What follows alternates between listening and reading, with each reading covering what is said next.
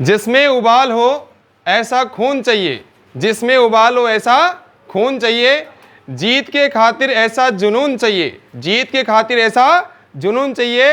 ये आसमान भी आएगा जमीन पर, ये आसमान भी आएगा जमीन पर, बस इरादों में ऐसी गूंज चाहिए। ठीक है ना बच्चों, तो अपने इरादों को कर लीजिए मजबूत, और हमेशा जब भी इंटरचेंज के यानी अंतर परिवर्तन के प्रश्न जब भी आए, और अपने पेन और कॉपी उठा के अपने हाथ कभी घबराने नहीं चाहिए। ठीक है, तो यहाँ पे देखो आज हम यहाँ पे सॉल्व कर रहे हैं चैप्टर नंबर 13 के एमीन चैप्टर के इंटरचेंज वाले क्वेश्चन। ठीक है बच्चों, तो यहाँ पे हमको पहला प्रश्न दिया हुआ है 13.5 का कि एथेनोइक अम्ल को मैथेन एमीन में परिवर्तित कीजिए, एथेनोइक अम्ल को मैथेन एमीन में परिवर्तित कीजिए। तो देखो यहाँ पे पहले हमको मालूम होना चाहिए कि एथेनोइक अम्ल क्या होता है। तो एथेनोइक अम्ल का फॉर्मूला होता है, सामने देखिए CH3COOH, ये होता है आपका एथेनोइक अम्ल का फॉर्मूला। क्वेश्चन की डिमांड क्या है, क्वेश्चन बोल रहा है कि मैथेन एमीन, तो देखो यहाँ पे साइड में लिख लीजिए मैथेन एमीन, ये होता है आपका। ठीक है, अब देखिए सबसे पहले देखो इसमें एथेनोइक अम्ल में कार्बन कितने हैं, 2 कार्बन है, तो 2 कार्बन है, इसके अकॉर्डिंग हमें क्या करना है, इसमें कार्बन में कमी करनी है। तो कमी करनी है, इसके लिए हम क्या करेंगे, सबसे पहले एथेनोइक अम्ल में कार्बन की संख्या कम करने के लिए उसको एमाइड में कन्वर्ट करेंगे। तो एमाइड में कन्वर्ट करने के लिए आप क्या करेंगे, इसकी अभिक्रिया NH3 यानी अमोनिया से कराएंगे, और अमोनिया से कराने के साथ में इसको हीट भी करेंगे। ठीक है ना, तो जैसे ही आप इसको हीट कर देंगे तो ये कन्वर्ट हो जाएगा किसमें, एमाइड में। देखो बच्चों ये कन्वर्ट हो चुका है एमाइड। ठीक है, अब एमाइड में कन्वर्ट हो गया तो यहाँ पे आउट क्या हुआ, वाटर मॉलिक्यूल, जल का अणु यहाँ से आउट हो चुका है। ठीक है, अब जल का अणु यहाँ से आउट हो गया, अब एमाइड बन चुका है। तो हमने पढ़ा था एमाइड से एमिनो के अवरोहण की विधि पढ़ी थी, हाफमान ब्रोमाइड निम्नीकरण। ठीक है ना, तो हाफमान ब्रोमाइड निम्नीकरण विधि में क्या होता है, उसका अवरोहण हो जाता है, कार्बन की संख्या में कमी आ जाती है। तो कार्बन की संख्या में कमी आ जाती है, तो यहाँ पे हाफमान ब्रोमाइड निम्नीकरण में हम क्या लेते हैं, ब्रोमाइड यानी Br2 लेते हैं, और लेते हैं यहाँ पे NaOH, NaOH यहाँ पे लेते हैं कितने, 4, तो 4 NaOH। ठीक है, अब हमको मालूम है इसमें निम्नीकरण होगा इस कार्बन का, ये यहाँ से हट जाएगा, तो यहाँ पे CH3 के साथ में ओनली ऑन क्या रह जाएगा, NH2, तो यहाँ पे हो चुका है CH3NH2।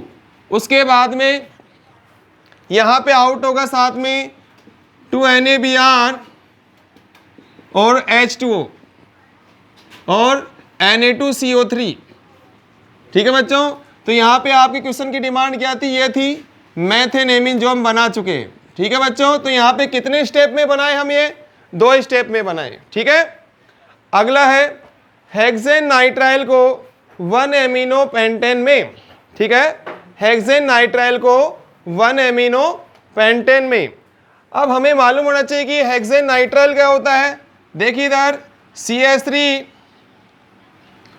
CH2 CH2 CH2 CH2 1 2 3 4 5 तो इसमें हो गए, और नाइट्राइल का एक हो गया CN, तो टोटल कितने कार्बन हो गए, 6 कार्बन हो चुके हैं। ठीक है बच्चों, अब यहाँ पे 1 एमिनो पेंटेन में कन्वर्ट करना है आपको, तो सबसे पहले आप क्या करेंगे, इसको बदलेंगे कार्बोक्सिलिक में। ठीक है, यहाँ पे भी कार्बन में कमी करनी है, तो कार्बोक्सिलिक में बदलने के लिए आप क्या करेंगे, इसका पूर्ण जल अपघटन कराएंगे। पूर्ण जल अपघटन यानी कंप्लीट हाइड्रोलाइसिस, तो कंप्लीट हाइड्रोलाइसिस होगा ये। उसके बाद में देख इधर क्या बन जाएगा, CH3 CH2 CH2 CH2, ये बदल जाएगा आपके कार्बोक्सिलिक में। देखो कार्बन काउंट कर लीजिए 1 2 3 4 5, बदल गया आपके किसमें, कार्बोक्सिलिक में। ठीक है ना, अब यहाँ पे कार्बोक्सिलिक में बदलने के बाद में इसको एमाइड में कन्वर्ट कर दीजिए। एमाइड में कन्वर्ट करने के लिए आप अभिक्रिया कराएंगे NH3 से, किससे कराएंगे, अमोनिया से। अमोनिया बोलना है, निमोनिया नहीं बोलना है। उसके बाद में यहाँ पे इसका साथ के साथ इसको हीट भी कर दिया, तो ये कन्वर्ट हो जाएगा आपके किस में भैया, ये कन्वर्ट हो जाएगा आपके एमाइड में। तो यहाँ पे CH2, उसके बाद में C double bond O NH2। ठीक है बच्चों, एमाइड में कन्वर्ट हो गया। अब इस पे वापस लगा दीजिए आप हाफ मान ब्रोमाइड निम्नीकरण, लेकिन उससे पहले यहाँ पे आप वाटर मॉलिक्यूल को लेस कर दीजिए, हटा दीजिए। अब वाटर मॉलिक्यूल आप हटा चुके, अब उसके बाद में देखिए ये कन्वर्ट हो चुका है, देखो किसमें, अब इस पे आप लगाइए हाफ मान ब्रोमाइड निम्नीकरण, तो Br2 प्लस 4NaOH, तो क्या होगा आपका, कन्वर्ट हो जाएगा पेंटेन एमीन में, सॉरी यह वाला ग्रुप यहाँ से आउट होगा, तो एक कार्बन की कमी हो जाएगी इसमें, तो CH3 CH2 CH2 CH2 CH2 NH2 plus आपके यहाँ पे क्या क्या आउट हुआ, 2NaBr, और ये सह उत्पाद बाहर निकल जाएंगे आपके, ठीक है ना। तो आपका डिमांड क्या था, 1 एमिनो पेंटेन, ठीक है ना। अब देखो इधर सामने अगला है मेथेनॉल, मैथेनोइक, सॉरी मैथेनोइक अम्ल, एथेनोइक प्रश्न, मैथेनॉल को एथेनोइक अम्ल में, सॉरी देखो इधर मैथेनॉल क्या होता है, पहले हमको मालूम होना चाहिए फॉर्मूला। मैथेनॉल आपके पास में होता है, देखो CH3OH, CH3OH। अब यहाँ पे इसको आपको बदलना है एथेनोइक अम्ल, तो क्वेश्चन की डिमांड क्या है हमारे पास में, इसको बदलना आपको CH3C double bond OH, oic का मतलब कार्बोक्सिलिक होना चाहिए ग्रुप के अंदर, ठीक है ना। तो सबसे पहले इसमें कार्बन की संख्या वृद्धि करनी है, क्यों करनी है, क्योंकि मैथेनॉल में तो एक ही कार्बन है और यहाँ पे चाहिए कितने कार्बन, हमको 2 कार्बन चाहिए। तो कार्बन की संख्या जब भी हो, तो वृद्धि जब भी करनी हो, तो अभिक्रिया में बदलने के लिए उससे सबसे पहले अभिक्रिया कराएंगे आप डार्जन अभिक्रिया, यानी उसको हैलाइड में कन्वर्ट करेंगे। तो हैलाइड में कन्वर्ट करने के लिए आपने कौन सी अभिक्रिया लगाई, डार्जन अभिक्रिया, और डार्जन अभिक्रिया में हम क्या लेते हैं, SOCl2, किसकी प्रेजेंस में लेते हैं, पिरिडीन की प्रेजेंस में, C5H5N। तो यहाँ पे आपका बदल जाएगा ये हैलाइड में, और यहाँ से आउट होगा SO2 और आउट होगी यहाँ से HCl, ठीक है। अब यहाँ पे आप क्या करोगे, कार्बन की संख्या में वृद्धि करनी है, तो अभिक्रिया कराएंगे आप KCN से, पोटेशियम साइनाइड से। तो पोटेशियम साइनाइड हमेशा ध्यान रहे, जब भी कार्बन की संख्या में वृद्धि करनी हो तो KCN से अभिक्रिया करा दो, तो कार्बन बढ़ जाएगा, ठीक है ना।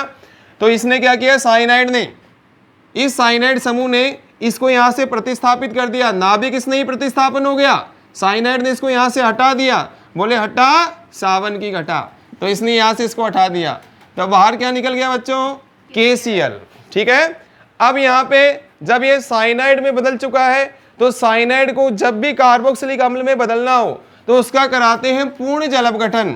पूर्ण जल अपघटन का मतलब उसकी 2 बार जल के अणु से अभिक्रिया कराते हैं अम्लीय माध्यम में, एसिडिक मीडियम।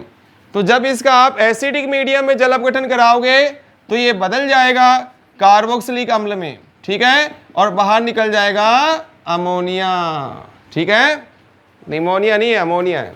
उसके बाद में देखो इसको हमने क्या नाम दिया था, एथेनोइक अम्ल। अगला प्रश्न हमारे पास में, एथेनेमीन को मैथेनेमीन में, इस बार क्या है, एथेनेमीन यानी 2 कार्बन वाला एमीन है, उसको बदलना है 1 कार्बन में, ठीक है ना, यानी कार्बन की संख्या में क्या करनी है, कमी। तो करेंगे कमी, तो देखिए इधर सबसे पहले आपके पास में यहाँ पे जो एथेनेमीन है उसकी संरचना लिखी आपने, तो एथेनेमीन होता है इस प्रकार से, ठीक है ना, यस या नो बच्चों। अब उसके बाद में आप इसको कार्बन की संख्या में कमी करना चाहते हैं, तो सबसे पहले इसको आप बदलने की कोशिश करें कि ये ग्रुप चेंज कैसे होंगे। तो चेंज के अकॉर्डिंग आप इसको बदल सकते हो एल्कोहल में, तो एल्कोहल में बदलो। एल्कोहल, एमीन को एल्कोहल में बदलने के लिए अभिक्रिया कराते हैं भैया HNO2 से, नाइट्रस अम्ल से, ठीक है ना। एमीनो के रासायनिक गुणधर्म में पढ़ाए थे, एमीनो की अभिक्रिया यहाँ पे किससे कराते हैं, नाइट्रस अम्ल से। तो देखिए इधर यहाँ पे आउट क्या हो रहा है, देखो यहाँ पे ये H2O निष्कासित हो जाएगा, H2O निष्कासित होने के बाद में नाइट्रोजन इसके साथ में N2 बाहर निकाल लेगा और ये OH यहाँ पे जुड़ जाएगा, तो क्या बन जाएगा बच्चों, CH3 CH2, और ये बन गया क्या भैया, OH यानी एल्कोहल। बाहर क्या क्या निकला था इसमें, एक तो N2 बाहर निकला और एक H2O बाहर निकला, ठीक है। अब N2 रेशियो बाहर निकल गया। अब देखिए यहाँ पे आप इसका कराएंगे, इसको कार्बोक्सिलिक में बदलना है हमें, तो एल्कोहल को कार्बोक्सिलिक में बदला जाता है एसिडिक KMnO4 K2Cr2O7 या सांद्र HNO3। तो KMnO4 यहाँ पे कराएगा इसका ऑक्सीकरण। ऑक्सीकरण जब भी होगा तो सबसे पहले तो कन्वर्ट होगा ये एल्डिहाइड में, ठीक है। तो एल्डिहाइड में कन्वर्ट हो गया, एल्डिहाइड में कन्वर्ट होगा, साथ के साथ जल के अणु का निष्कासन हो जाएगा। अब उसके बाद में यदि हम जल को यहाँ पे क्विकली तुरंत बाहर नहीं निकालते हैं तो एल्डिहाइड कन्वर्ट होता है कार्बोक्सिलिक में, तो एल्डिहाइड कन्वर्ट हो जाएगा आपके कार्बोक्सिलिक में, तो CH3C डबल बॉन्ड OH, तो ये हो गया आपका एथेनोइक अम्ल, ठीक है। अब इस पे लगा, इसको आप वापस हीट कर दीजिए अमोनिया के साथ में, अमोनिया के साथ में हीट करोगे तो कन्वर्ट हो जाएगा ये किसमें, एमाइड में। तो यहाँ पे हम ये अभिक्रिया यहाँ पे कर चुके थे, इससे पहले देखो ऊपर वाले में, तो C double bond NH2 out क्या हो रहा है इसमें से H2O, ठीक है। अब H2 आउट हो चुका है, अब इस पे लगा दीजिए वापस वही, कार्बन की संख्या कमी करनी है तो हाफमान ब्रोमाइड निम्नीकरण, तो Br2 + 4NaOH आपने ले लिया, तो ये समूह यहाँ से हट जाएगा, तो कार्बन की संख्या में कमी हो जाएगी, तो कमी हो जाएगी तो बदल जाएगा किसमें, ये मैथेनेमीन में, प्लस 2NaBr प्लस 2H2 और Na2CO3, ठीक है ना, वो सब उत्पाद रहेंगे। अपना मेन प्रोडक्ट क्या है हमारे पास में, ये मैथेनेमीन, ठीक है बच्चों, मैथेन एमीन, ये हमको चाहिए था, ठीक है। अब देखो अगला प्रश्न है, एथेनोइक अम्ल को प्रोपेनोइक अम्ल में, एथेनोइक अम्ल को किसमें, प्रोपेनोइक अम्ल में, तो इसमें क्या करना है, हमें कार्बन की संख्या में वृद्धि करनी है। तो सबसे पहले एथेनोइक अम्ल ये 2 कार्बन वाला ओइक है, और प्रोपेनोइक अम्ल 3 कार्बन वाला ओइक मतलब कार्बोक्सिलिक है। तो कार्बन की संख्या में जब भी वृद्धि करनी हो हमें, उसको बदलो आप पहले एल्कोहल में, फिर उसके बाद में उसको साइनाइड में, ठीक है ना।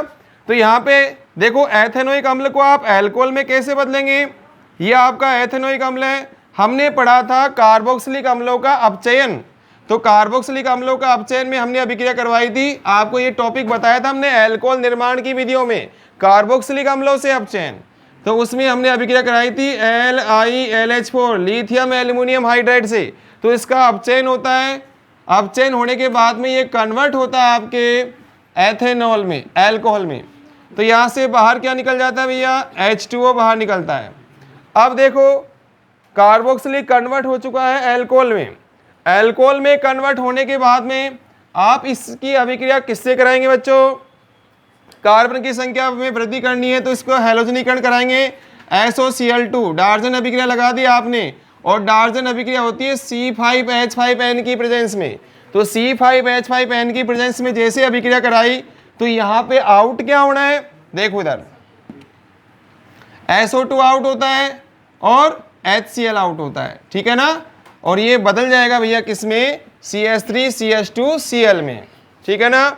अब यहाँ पे ये कन्वर्ट हो चुका है इसमें, अब कार्बन की संख्या में वृद्धि करने के लिए हमेशा अभिक्रिया कराते हैं हम KCN से, पोटेशियम साइनाइड से, और साइनाइड यहाँ पे करता है नाभिक स्नेही प्रतिस्थापन, तो यहाँ से आएगा और इसको हटा देगा, बोले हटा सावन की गठा, तो हट गया ये, तो CH3CH2Cn, ठीक है बच्चों।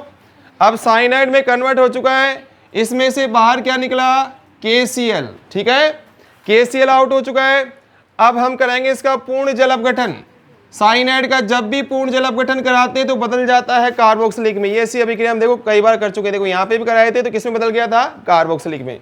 तो साइनाइड का यहाँ पे कंप्लीट हाइड्रोलाइसिस कराएंगे आप, पूर्ण जल अपघटन, तो ये बदल जाएगा किसमें, कार्बोक्सिलिक में, ठीक है बच्चों, और बाहर क्या निकल जाएगा, अमोनिया, ठीक है।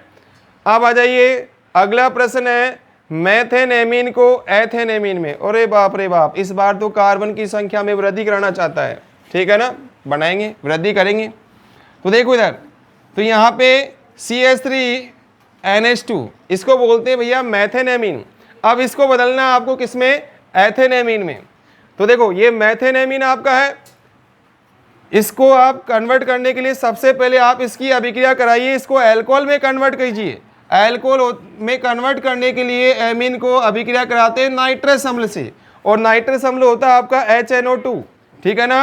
अब HNO2 से अभिक्रिया कराएंगे तो देखो यहाँ पे ये तो H2O आउट हो जाएगा, जल का अणु बाहर निकल जाएगा, और ये नाइट्रोजन इस नाइट्रोजन से N2 का निष्कासन करेगा, तो ये OH समूह किस पे जुड़ जाएगा, यहाँ पे इस कार्बन पे जुड़ जाएगा, तो ये बदल जाएगा बच्चों किसमें, मेथेनॉल में, अल्कोहल में बदल गया।